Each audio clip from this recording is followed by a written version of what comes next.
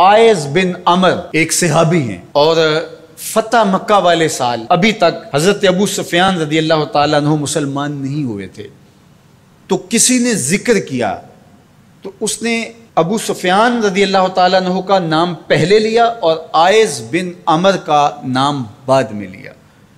तो मेरे और आपके आका व मौला नाराज़ हो गए और फरमाया ऐसा नहीं करोगे, तुम सरदार हैं कौम के अबू सुफियान और ये आयज एक सादा मुसलमान हैं, लेकिन चूंकि ये मुसलमान हैं लिहाजा नाम लेते हुए तुम पहले इसका नाम लोगे। इकबाल कहता है कि कतराए आबे वुज़ूए कंबरे खूब तर अज खूने नाबे कैसरे, कि हज़रत अली रदी अल्लाह ताला अन्हु के दर का ग़ुलाम कंबर रदी अल्लाह ताला अन्हु जब वुज़ू करते हैं और उनके वुज़ू के पानी से जो कतरे गिरते हैं वो उस दौर की सुपर ताकत सल्तनत रूम का शहनशाह कैसर, कहा कैसर के खून से वो कतराए वुज़ू ज़्यादा कीमती है जो मोहम्मद अरबी के ग़ुलाम के बदन को छू के गुजरता है।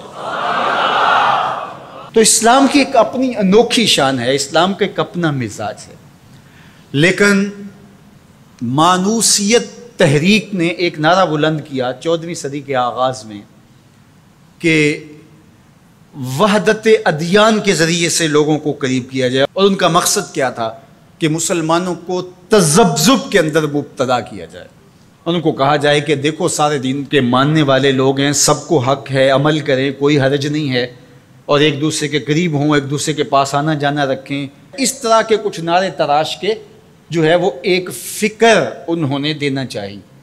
और ये फ़िक्र 14वीं सदी के आगाज़ में ही नहीं थी, बल्कि 14 सदियाँ कबल कुफ़ारे मक्का ने भी हुजूर की बारगाह में हाज़िर होकर कहा कि एक साल हमारे बुतों की आप इबादत कर लिया करें और एक साल आपके माबूद की हम इबादत कर लिया करेंगे।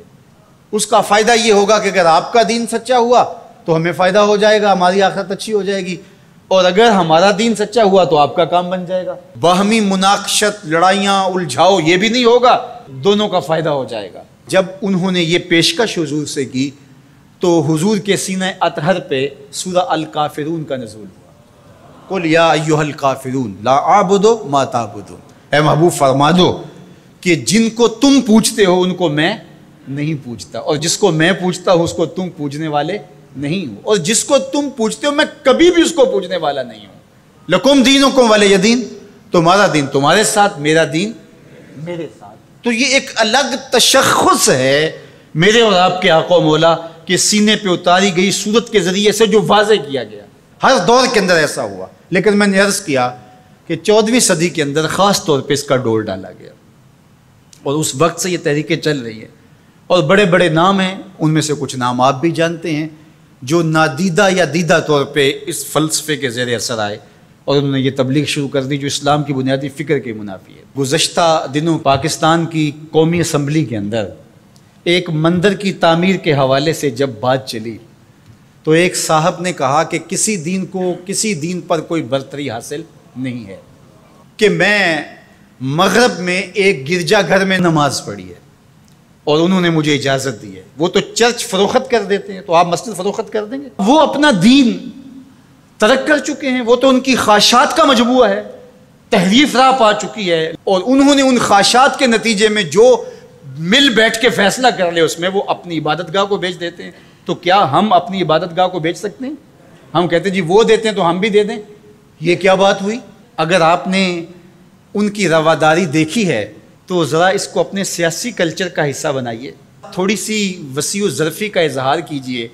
मुस्लिम लीग के दफ्तर जो हैं वो तहरीक इंसाफ के लिए खोल दीजिए कि आप यहाँ इजलास कर सकते हैं, और तहरीक इंसाफ से कहिएगा कि वो पीपल्स पार्टी के लिए, उनको कहिएगा कि आप नून लीग के लिए अपने दफ्तर खोल दीजिए। वहदत दियान तो बाद में होगी, वहदत सियासत तो होले पहले।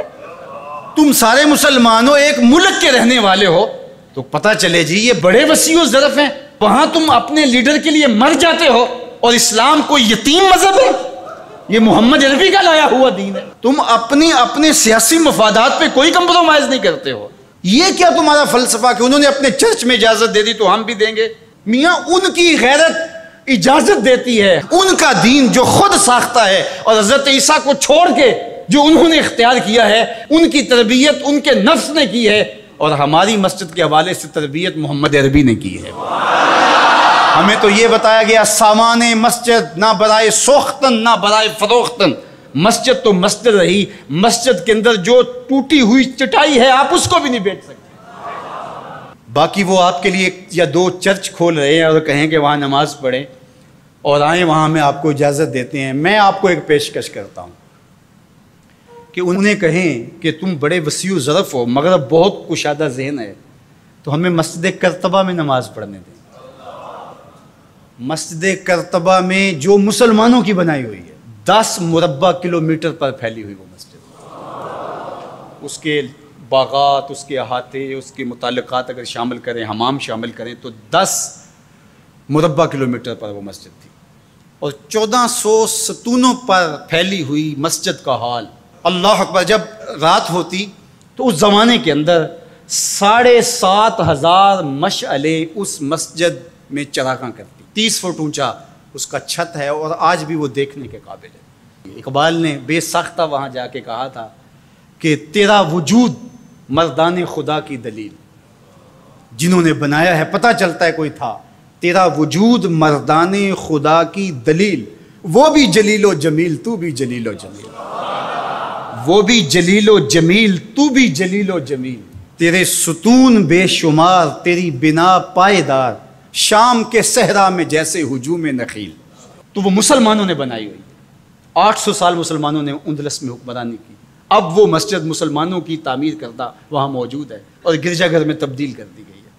2008 میں مقامی مسلمانوں نے پوپ کو درخواست دی کہ جس رواداری کی، مذہبی رواداری کی آپ بات کرتے ہیں، اس رواداری کو قائم کرنے کے لیے ایسا کیا جائے کہ ہمیں بھی اس مسجد میں نماز پڑھنے کی اجازت دی جائے۔ یہاں گرجا گھر ہے، تصویریں لگی ہوئی ہیں، اور وہ آ کے عبادت کرتے ہیں عیسائی، تو ہم بھی ایک گوشے میں عبادت کر لیا کریں۔ مغرب جس رواداری کا پرچار کرتا ہے اس کا عملی ظہور ہو جائے، لیکن پذیرائی نہیں بخشی گئی۔ کہاں گئے وسیع و ظرف؟ تم کہتے ہو گرجوں میں نماز پڑھنے دیتے ہیں، تو وہاں 2 رکعت پڑھ کے دکھاؤ۔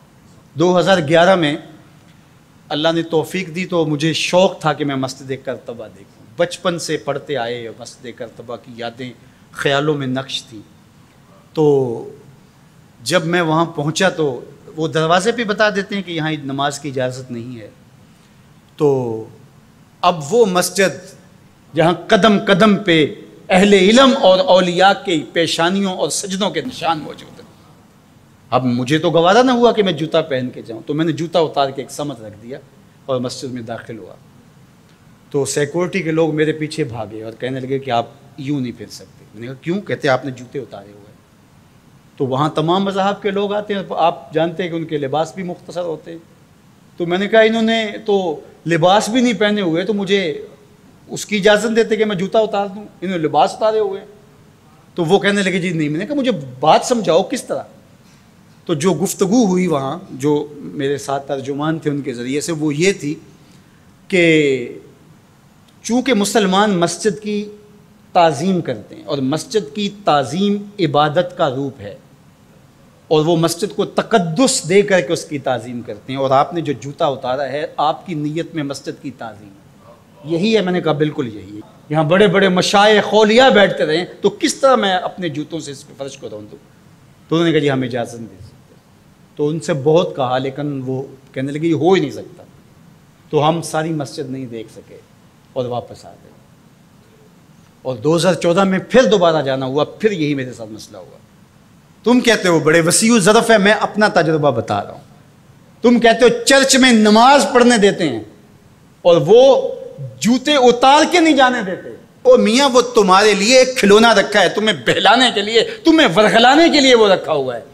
انہیں پتہ ہے اس سے بہل جائیں گے اور وہ بھی شور جا کے کریں گے کہ ہماری مسجدوں میں بھی ایسا ہونا چاہیے، ہم بھی وسیع و ظرف ہوں۔ وہ تمہیں دھوکہ اور فراڈ دینے کے لیے کیا ہے۔ اقبال نے کہا تھا اندروں تاریخ تر از چنگیز، یہ بظاہر میٹھے میٹھے لگتے ہیں لیکن ان کا اندر چنگیز سے بھی زیادہ تاریخ ہے۔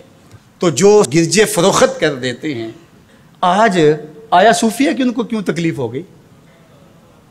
اور وہ سلطان محمد الفاتح نے خریدی ہوئی ہے، اور آج آیا صوفیہ سجدوں سے آباد ہو رہی ہے۔ آج وہ مسجد اذانوں سے پرنور ہو رہی ہے اور ماحول کے اندر وہ عجیب خوشیاں پھیل رہی ہیں۔ تو تکلیف اسلام سے ہے، وہ چاہتے ہیں کہ یہ تذبذب میں مبتلا ڈھیلے ڈھیلے مسلمان رہیں، خیر سے رہیں، ان سے کیا ہماری پریشانی ہے؟ مجھ کو پریشانی ہے تو اس امت سے ہے، اشک سحرگاہی سے جو ظالم کرتے ہیں وضو۔ تو آج آیا صوفیہ تکلیف کا سبب اس لیے بن گیا کہ یہ جو تحریک برپا کی گئی تھی وحدت ادیان کی، اور ترکی بھی ایک زمانے میں اس کا مرکز رہا، اور آج یہ ہے کہ وہاں آیا صوفیہ مسجد کی صورت میں بدل رہی ہے۔